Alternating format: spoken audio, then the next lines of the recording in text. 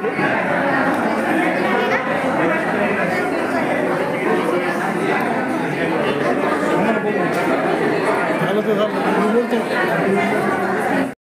संस्थेत होते। या मंदिराचे टीमवर्क महान, त्यांनी दिला मूर्तीला आकार। मूर्तीतून महान कला उदयास आली, श्रीमंत योगी आणि कृष्णलीला साकार झाली। या कलेची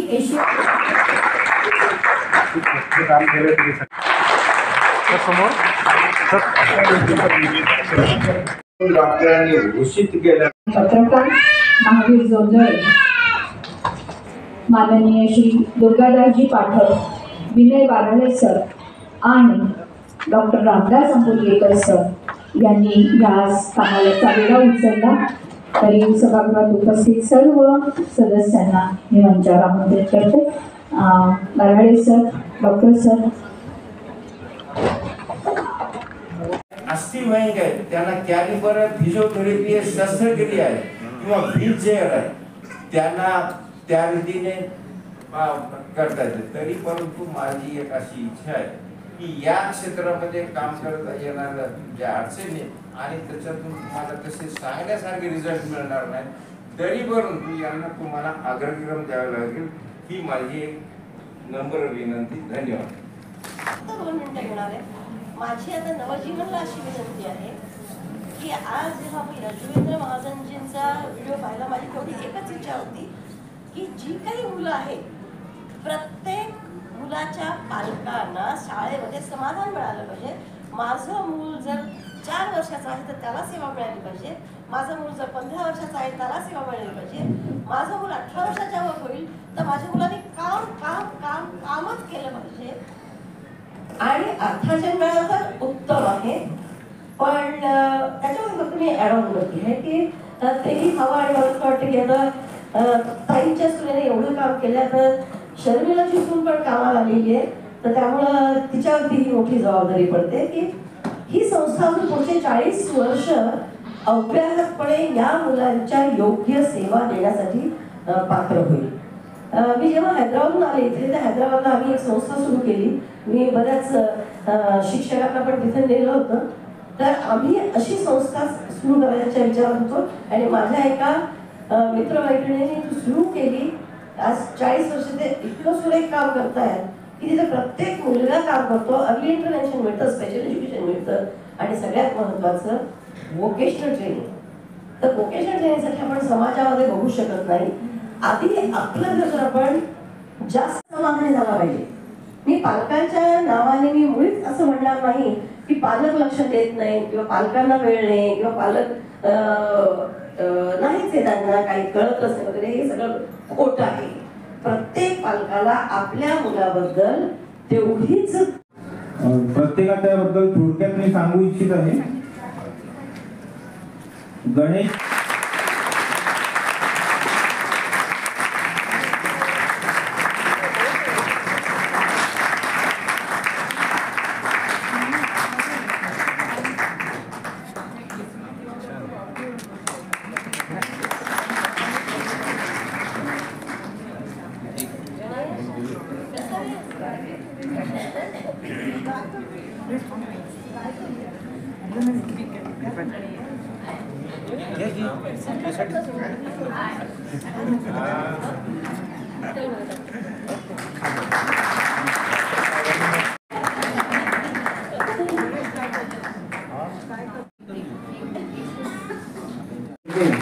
कैलास पवार यांच्या दुकानामध्ये चहा वाटपाचं काम करतोय आणि ज्यावेळेस आम्ही प्रत्यक्ष भेट वाटपाचं काम आहे, चहा प्रत्येक दुकानात तिकडे तिकडे नेऊन देण्याचं काम आहे, दुकानावरती आलेल्या कस्टमर्सला चहा देण्याचं काम आहे, भांडे विसरणे आहे, दुकान बंद करणे सुरू करणे, सगळं काम ठिकाण हा इंडिपेंडेंटली पूर्ण करत आहे।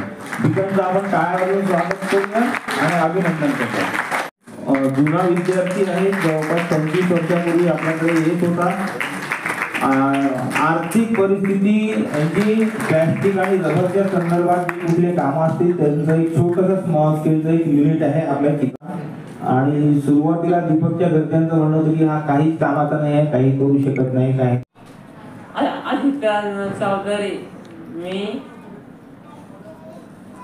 चॉकलेट व आवळा कँडी बनवतो आणि किचन वाटाही साफ करतो. मी सर्व कामात करत असतो.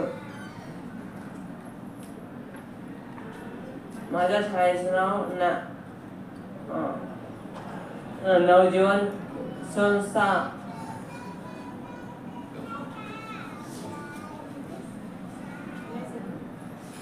छान.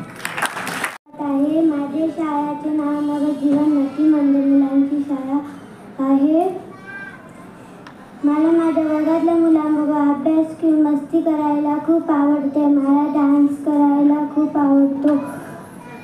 मला माझ्या शाळेत खूप बक्षिसं आणि कामी येतात म्हणून मला माझी शाळा खूप आवडते. थँक्यू. आणि पालक वर्ग, आपणा सर्वांना माझा सप्रेम नमस्कार. माझ्यासाठी अगदी 2-3 मिनिटच दिलेली आहे, तेवढाच मी बोलणार आहे. नवजीवनचं थोडीशी गडबड होती माझी. असं बघता बघता नवजीवनची 40 वर्ष संपली आणि मग हा सगळा इतिहास माझ्या डोळ्यासमोरून झळकत असा गेला. त्यांच्या प्रेरणेने ही सर्व संस्था उभी राहिली. त्या नलिनीताई शहा यांचं नाव घेतल्याशिवाय मी पुढे जाऊच शकत नाही. त्यांचं डेडिकेशन, त्यांची प्रेरणा आणि या सर्वांचं फळ म्हणजे नवजीवन संस्था भरभराटीला आलेली आहे आणि आज तिचा वटवृक्ष झालेला आहे. या वटवृक्षामध्ये आपली सगळी मुलं लहरतायत, बागडतायत, लहानाची मोठी होत आहेत आणि त्यांच्या अस्तित्वासाठी झगडतायत सुद्धा. या मुलांच्या यशामध्ये दुसरं कुणाचं मोठं काम असेल तर तो इथला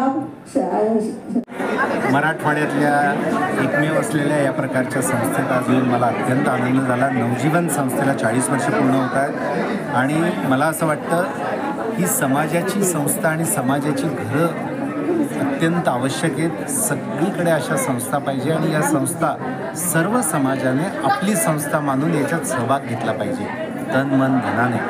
आज इथल्या काही ज्येष्ठ व्यक्तींनी मिळून 40 वर्षी पूर्वी हे विजनरी काम केलं आणि आज ते अतिशय अप्रतिम काम करत आहेत. त्यामुळे खास मी या कार्यक्रमासाठी आज आलो आणि मला अतिशय समाधान झालं. सगळ्यांना त्या संदर्भात खूप शुभेच्छा. सर, दीपस्तंभने आतापर्यंत भरपूर मुलं घडवले, काय सांगतात? दीपस्तंभ फाउंडेशनमध्ये आम्ही दिव्यांग, अनाथ, आदिवासी आणि ट्रान्सजेंडर मुलांसाठी काम करतो. निवासी उच्च शिक्षण देणारी ती भारतातली एकमेव संस्था आहे आणि पण त्याहून जास्त महत्त्वाचं इंटेलेक्च्युअल डिझॅबिलिटीसाठी जे काम नवजीवन करतं ते खूप महत्त्वाचं आहे. अशा सगळ्या संस्थांच्या पाठीशी आपण उभं राहिलो. नमस्कार, मी शर्मिला गांधी, नवजीवन संस्थेची मी अध्यक्ष आहे. Navjeevan society for research and rehabilitation of the mental handicap ही संस्था 1985 साली औरंगाबाद शहरात म्हणजे छत्रपती संभाजीनगरमध्ये सुरू झाली. त्या काळात मराठवाड्यात अशी शाळाच नव्हती. स्पेशल एज्युकेशन म्हणजे काय हे कुणाला माहीत नव्हतं आणि त्यावेळेस स्वर्गीय Shrimati Nalinitai Shaha, doctor Barhale, doctor Kumbhakarna, Mahavir Jondhale, doctor Ambolikar, sir Durgadas Pathak या सगळ्यांनी मिळून ही संस्था स्थापन केली. मराठवाड्यातली ही पहिली संस्था, त्यामुळे इथूनच मराठवाड्यात स्पेशल एज्युकेशनची सुरुवात झाली. तेव्हापासून आत्तापर्यंत प्रगती होत आज नवजीवनमध्ये 172 मुलं येतात आणि वयोगटात म्हणजे ह्यांचा वयोगट म्हणजे 3 वर्षापासूनची ती जोपर्यंत येऊ शकतात तोपर्यंत ही नवजीवनमध्ये येत राहतात. त्यामुळे आमच्याकडे सुद्धा अगदी 60 वर्षाचं सुद्धा एक व्यक्ती रोज येतो, कारण सकाळी 10:30 ते 4:30पर्यंत नवजीवनमध्ये त्यांना बिझी ठेवलं जातं. जेव्हा ही व्यक्ती मोठी होते तेव्हा त्याचे पालकही वृद्ध होत चाललेले असतात आणि घरी सांभाळणं फार अवघड असतं. त्यामुळे जी मुलं काही करत जरी नसतील तरी त्यांना फक्त नवजीवनमध्ये सांभाळलं जातं की त्यांच्या पालकांना थोडा आराम मिळेल. नवजीवनचा मुख्य उद्दिष्ट म्हणजे ह्या मुलांचं पुनर्वसन व्हावं. पुनर्वसन म्हणजे फक्त आर्थिकच पुनर्वसन नाही, तर त्यांचं मेडिकल रिहॅबिलिटेशन व्हावं, त्यांचं सामाजिक रिहॅबिलिटेशन व्हावं. मेडिकल रिहॅबिलिटेशनसाठी डॉक्टर्स येत असतात आणि सामाजिक रिहॅबिलिटेशन व्हावे म्हणून नवजीवन बरेच उपक्रम हाती घेते, ज्याच्यामध्ये दिव्यांगण आणि कृष्णलीला जी साजरी प्रेझेंट केली होती हे आपल्यातले बहुतेक लोकांनी बघितली असेल आणि दिव्यांगांमध्ये भागही घेतला असेल. लोकांनी ह्यांना ॲक्सेप्ट करावं हीच आमची ह्याच्यातनं हाच उद्देश आम्हाला अशा इव्हेंट्समधनं साध्य करायचा असतो. सध्या नवजीवनचे 2 मोठे प्रकल्प म्हणजे नवजीवन शेल्टर्ड वर्कशॉप. इथे नवजीवनमधील प्रौढ मुलांना काहीतरी कामात गुंतवलं जातं आणि ते जे काम करतात त्यांचा मोबदला त्यांना दिला जातो, त्यांचे पैसे त्यांना दिले जातात आणि ह्यामुळे ह्या मुलांचा खूप कॉन्फिडन्स वाढतो आणि घरात काही एक छोट्या प्रमाणात का होईना ते आर्थिक मदत करू शकतात घरच्यांना. दुसरा असा उपक्रम आम्ही सुरू केला आहे तो ज्यांचा IQ थोडा चांगला आहे ह्या मुलांना आम्ही ओपन स्कूलच्या एक्झामसाठी तयार करतो आहे. तर एक अकॅडमिक क्लाससुद्धा आम्ही तयार केले आहेत. 4 मुलांपासून सुरू झालेल्या अकॅडमिक क्लासमध्ये आता सध्या 15 मुलं आहेत आणि ओपन स्कूलची पहिलीची परीक्षा देण्यासाठी मुलं आता तयार होत आहेत. समाजाची आम्हाला नेहमीच खूप मदत होत आली आहे आणि इथून पुढे समाजाने आम्हाला अशीच मदत करावी आणि नवजीवनची प्रगती अशीच होत राहावी अशी आमची इच्छा. धन्यवाद.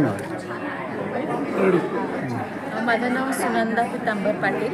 मी या नवजीवन संस्थेमध्ये गेल्या 35 वर्षापासून सेवा देत आहे आणि आज मला खूप आनंद होतो की माझ्या शाळेला आज 40 वर्ष पूर्ण होत आहेत आणि खूप छान छान भरीव योगदान या शाळेला आहे. ही शाळा खूप प्रयत्न मोठी होती याचाच मला खूप आनंद होतो.